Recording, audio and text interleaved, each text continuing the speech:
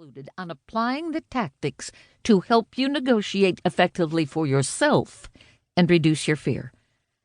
Each chapter will present specific strategies and proprietary tools to help you to take the fear out of every negotiation that you face.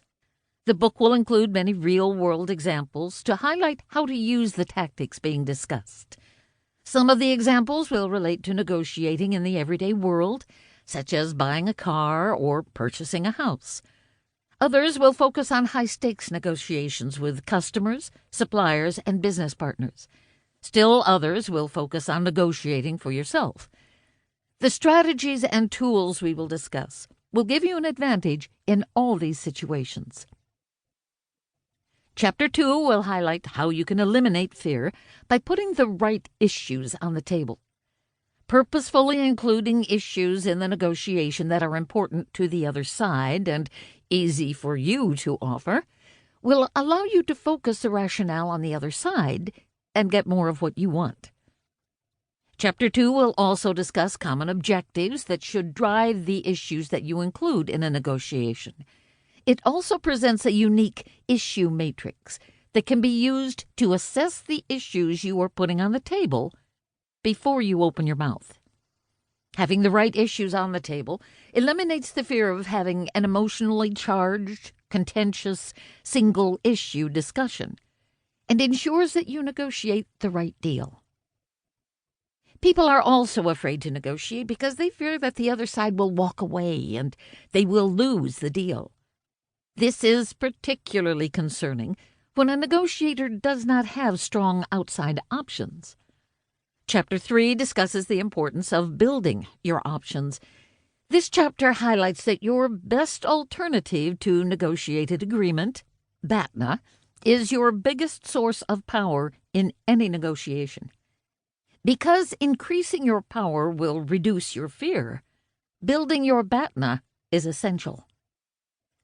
Your BATNA is your biggest source of power, and it is also the most significant determinant of your bottom line, that is, your reservation point. Chapter 4 highlights the importance of knowing your reservation point and discusses building a scoring tool to assess your reservation point. A scoring tool helps to ensure that you do not become fixated on a single quantified issue, and that you pay attention to the entire package of issues, establishing your reservation point across the bundle of issues. Knowing your bottom line provides clarity and reduces the fear that you will take a deal that is worse for you than walking away would be. While you need to know your bottom line, you need to focus on your goal. Establishing an ambitious goal will help to reduce the fear that you will leave money on the table with a poor outcome for yourself.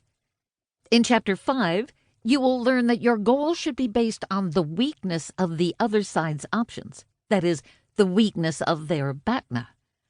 The more you know about the fragility of the other party's BATNA, the more accurately you can estimate their reservation point. This chapter discusses a proprietary BATNA analysis tool to assess the weakness of the other side's BATNA and establish an appropriate goal. The BATNA analysis tool will also help you identify issues that you should add to the table to educate the other side on what is lacking in their alternatives. In addition, this tool will help you to uncover the best opportunities to reduce the other side's BATNA over time.